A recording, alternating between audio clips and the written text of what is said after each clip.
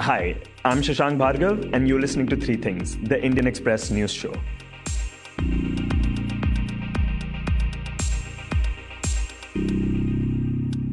In this episode, we talk about a panel of experts commissioned by the state of Punjab making recommendations similar to that of the new farm laws.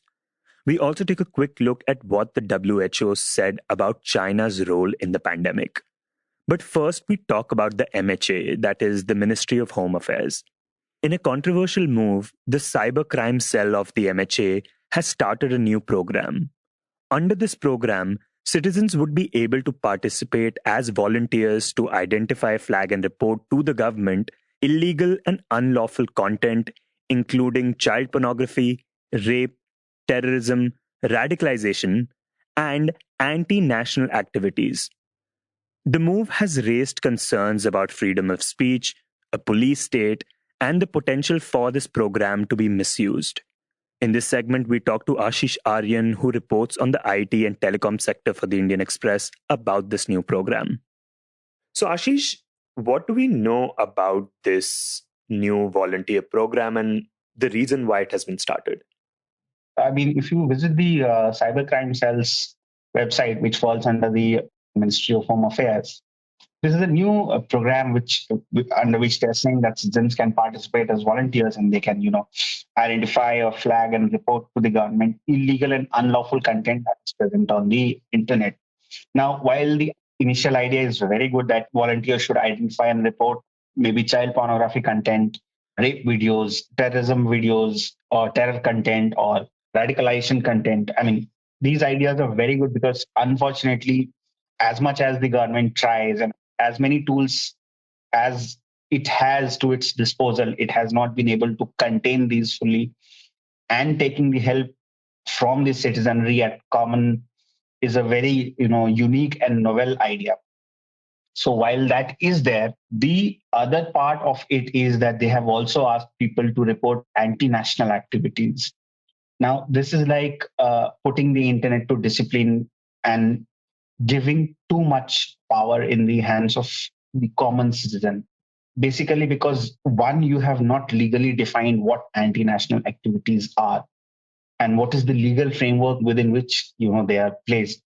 Because even if you see the cases that are filed by the government itself, booking people for anti-national activities, most of them are done under the controversial UAPA, which is the Unlawful Activities and Prevention Act. So that is used to detain or jail people who are, so-called accused of anti-national activities.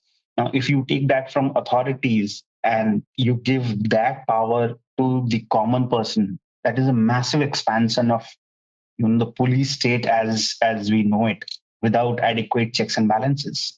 And you spoke to, legal experts about this. What are the kind of things that they had to say about this move? So, most legal experts or most cybersecurity experts, like the fears that, you would have or I would have, they also have the same kind of fear. So one of these cybersecurity experts that I talked to, and he's also a senior lawyer with the Supreme Court, and he represents his clients in several of such cybercrime cases. So he said that unless you have a set definition, a set legal definition of anti-national content or anti-national activity, either by the government or tested by the judiciary, or given by the judiciary and tested on the ground, telling people to monitor or to report anti-national content, that is a one big gray area. And people report on fellow citizens, and it's like, if I have a grudge against you, I can go and report maybe Sashank is involved in anti-national activities, and I can get 10 of my friends to do the same. So maybe the kind of harassment that you'll face, who's responsible for giving a proper answer if and when ultimately it is found that you were doing this just to settle your grudges? I would be putting you and your family's safety in jeopardy. So that is one area. The second area which they are saying is that in a country and with a government which has already been accused so much of being a police state and trying to be a Don Quixote on internet and putting everything to discipline, this again gives too much power without adequate accountability in the hands of people who could already have all assume those powers to themselves, or who could already be under the assumption that they are responsible for so-called maintaining the sanctity of the internet. So while in the cases of maybe when it comes to stopping pornography, child pornography or rape videos, it's an excellent idea, but we have very gray area when it comes to anti-national activities. So if we just look at, the side of, these illegal activities like child pornography or online abuse, how does the government currently stop these activities from happening? So, I mean, like all governments, we also have, monitoring mechanisms which make the use of artificial intelligence and several other, there are several other processes, and there are bots which always keep crawling the internet for such kind of content, especially, when it comes to illegal content like rape videos or child pornography or terrorism. There are always bots, and all the security enforcement agencies across the world, they coordinate with each other when it comes to this.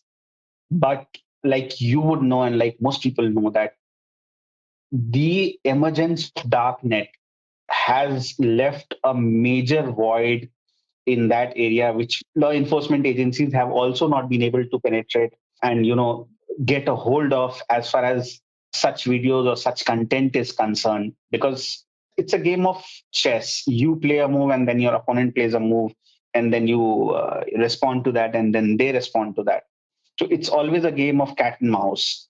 So while all those processes are there, the need to involve more people always remains, so that the net which is being cast to catch such culprits, it can be wider and wider until it can be brought down to a minimum.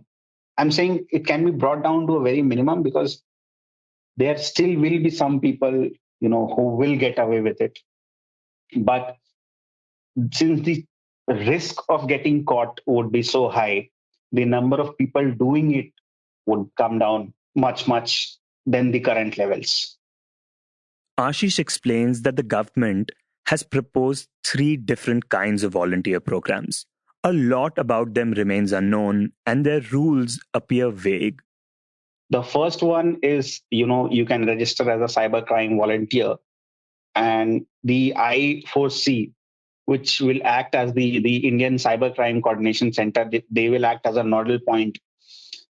The volunteers will have to register themselves with their states or union territories where they want to act as cyber volunteers. Now, while not many details are known, what we know so far is that if you reside in a particular state or union territory, you can volunteer to be a cybercrime volunteer for that state or that union territory, and therefore you'll have to furnish your details to that state or that union territory by maybe including your name, your father's name, your mobile number, and your email address. But the catch is that although these details will be furnished to the respective states or union territories, they'll not be verified separately, which means that even if I were to somehow, get a hold of your Aadhaar card and your father's name, or your name, your father's name, your mobile number, and your email address, since there are no verification parameters to know that whether this is Ashish or Sashank, I could very well register on your name and continue, working on your name. Besides this, you can also register as a cyber awareness promoter, where you spread information about cybercrime in vulnerable groups. Now, then, an interesting thing is that under the definition of vulnerable groups, they have included women for some strange reason, children, elderly, and those residing in rural areas. So they are saying that you could be present in these areas and talk to people about what cybercrime is, or how you can prevent cybercrime, or why you should not do certain things which can fall under the ambit of cybercrime. And then the third is that they are seeking applications on, of course, on a voluntary basis from cyber experts who can help the government with malware analysis or memory analysis, as well as cryptography. So for both these programs, when you provide the details, these details will be verified as against the earlier program where none of the details will be verified as such. And the notification with the MHA also says that although you can, register yourself as a volunteer, you cannot use this program for any commercial gain, or you cannot issue any public statement about your association with this program, or you cannot use the name of MHA or claim any association with MHA on any public platform whatsoever. So while the MHA does say these things, but in a huge country like ours, where the digital literacy is not the best, even if the MHA maybe sends an email out to such volunteers saying that, okay, you are registered as a volunteer with the MHA, those emails, if they fall in the wrong hands, they could be exploited very well for unlawful gains by those people. In essence, the Ministry of Home Affairs is saying that when they give you a task, you're not allowed to tell people that you have been given this task. Because the exact directive that says is that you have to maintain strict confidentiality of the task assigned to you or that is being carried out by you, by a volunteer. And if you violate it, the state nodal officer of this respective state or union territory where you have registered, they have a right to take legal action. I mean, these are very vague definitions when you consider it, because if you are asking maybe you to check up on me and then you are being said you can't say anything about what work you are doing to the other person, and it becomes a very gray area of what the government could ask you, because they have also put a rider that you could not in any case talk to anyone about what you're doing or a legal action would be taken against you.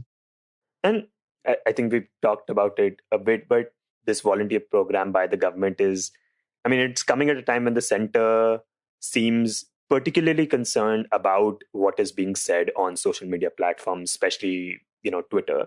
You have reported that, the government recently requested Twitter to get around 1,200 Twitter accounts blocked, which it sees as, Khalistan sympathizers or being backed up by Pakistan. We also recently had the Ministry of External Affairs respond to tweets by international celebrities, which were tweeting about farmers' protests, which was, I mean, the MEA responding to individual celebrity tweets was highly unusual. So how do we see, this new development in light of all this? If you talk to the government executives, they are saying that while they do not see any problems with farmers protesting or the protests that are being happening, be it online or offline, they believe that there are certain accounts which are on Twitter or which have backing from actors or states which could be a threat to national security, like them flagging 1,200 accounts and saying that these could be accounts of Khalistan sympathizers or these could be backed by Pakistan. The government is claiming that these are based on reports they have obtained from security agencies and intelligence agencies. So while they have not expanded on what are the reports and what is it exactly that these security agencies have flagged, if a government believes there could be a threat to public safety, order, and security, it has all the rights to get such accounts flagged and stopped in that particular geography and in that particular country. Having said that, again, like I said, as much as in democracies across the world, the internet is a far more democratic place.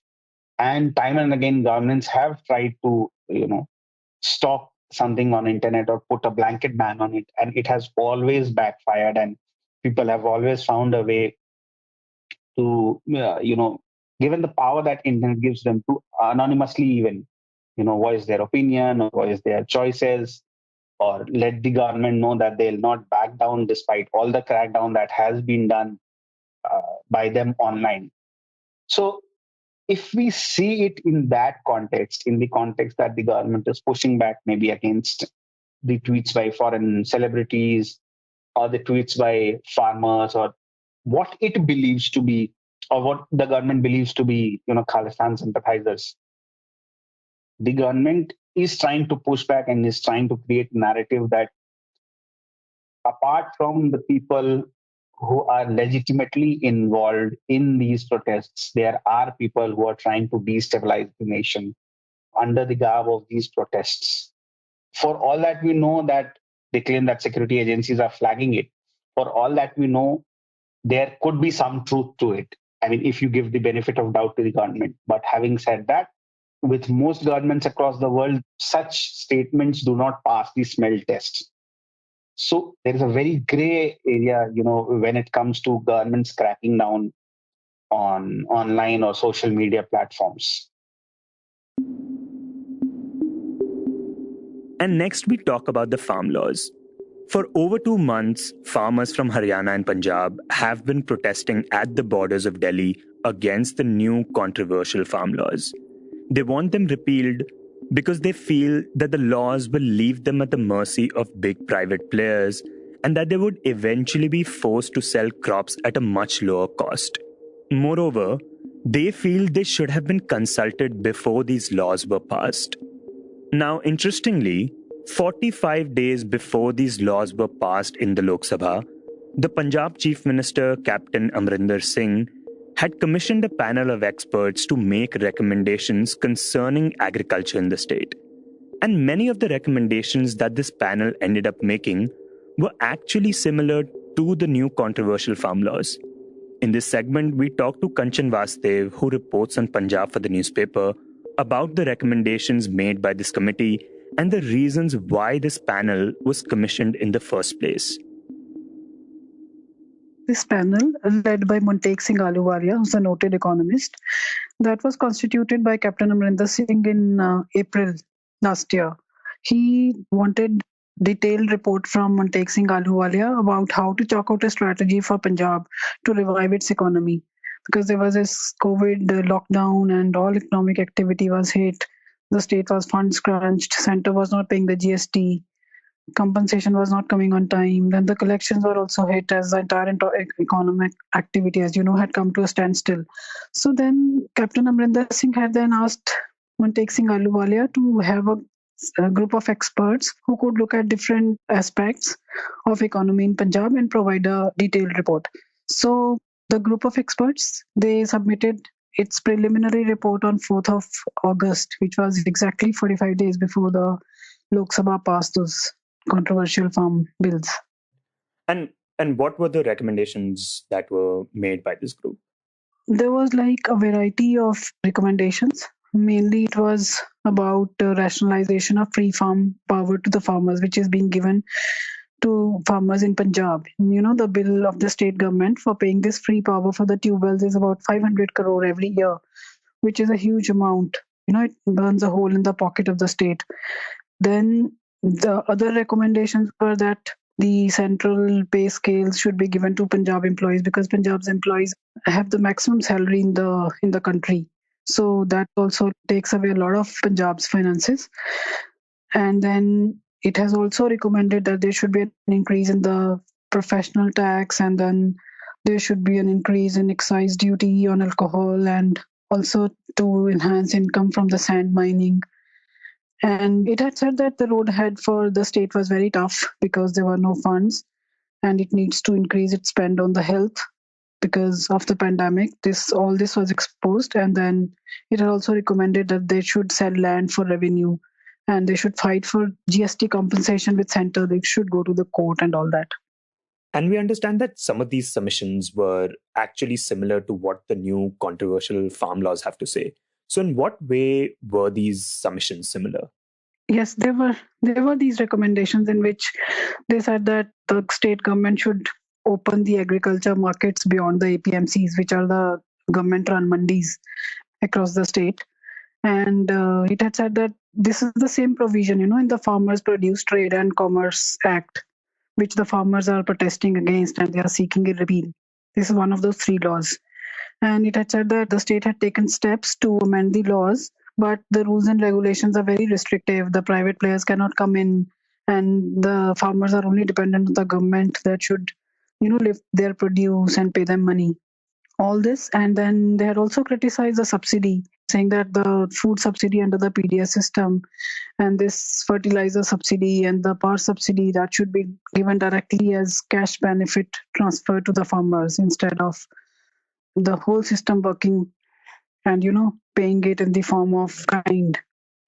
And then it had also suggested that we should go in for diversification of the crops because that is the main issue, that the farmers in Punjab are only growing two crops, wheat and paddy, and this is causing a lot of problems.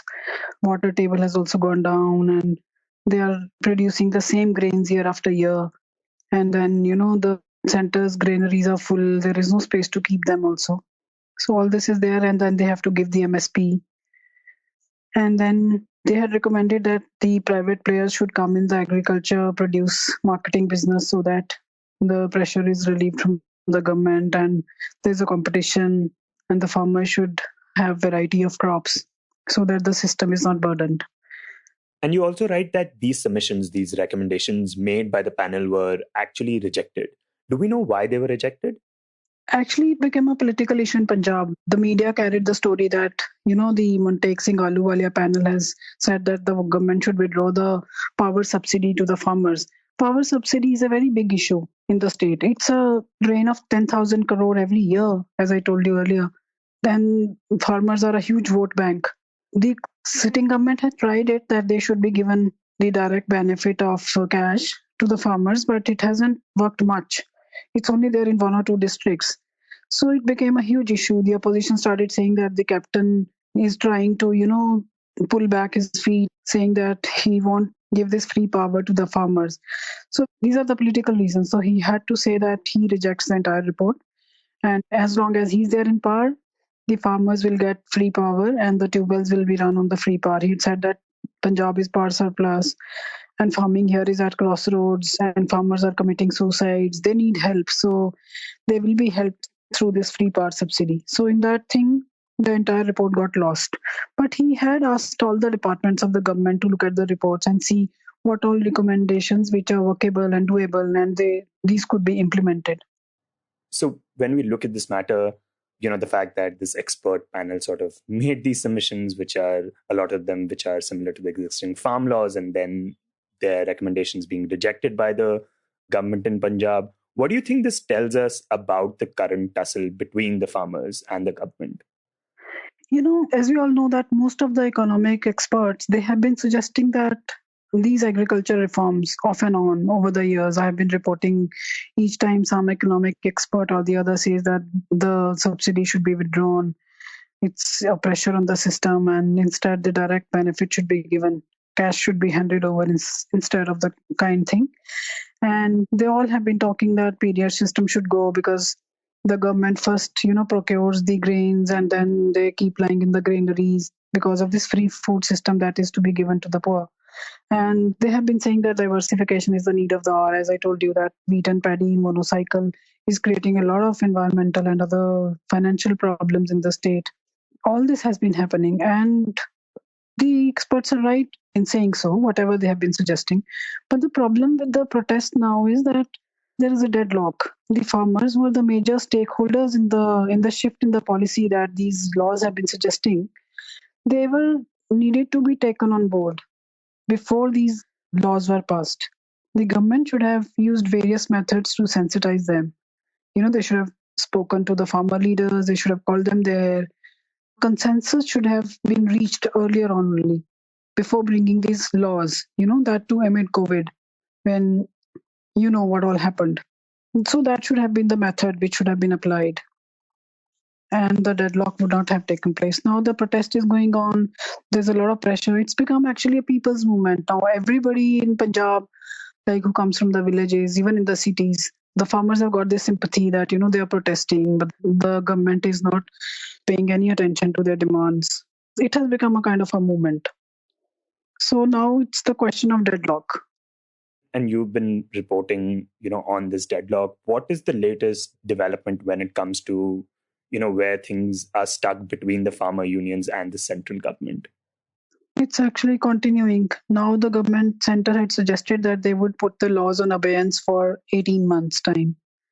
These would be suspended. and then they can talk to the farmers again, and then, they can be implemented. But the farmers, leaders, they don't want anything less than the repeal. This is where it is stuck. Prime Minister Narendra Modi also said yesterday that, these won't be repealed. So the deadlock is there.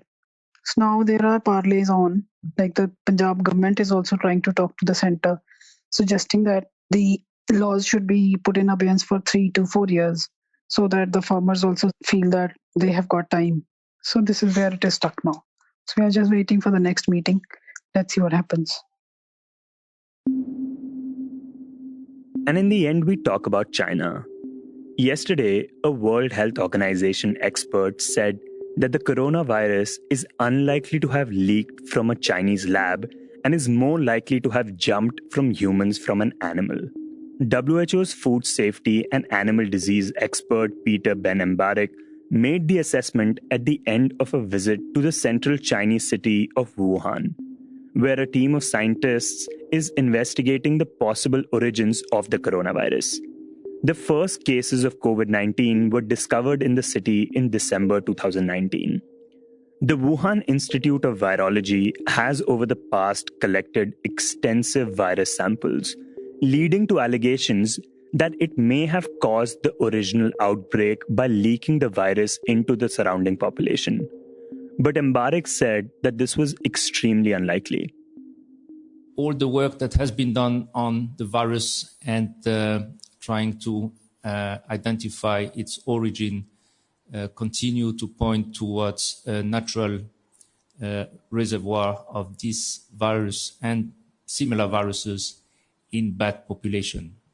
However, the findings suggest that the laboratory incident hypothesis is extremely unlikely and to explain the introduction of the virus into the human population.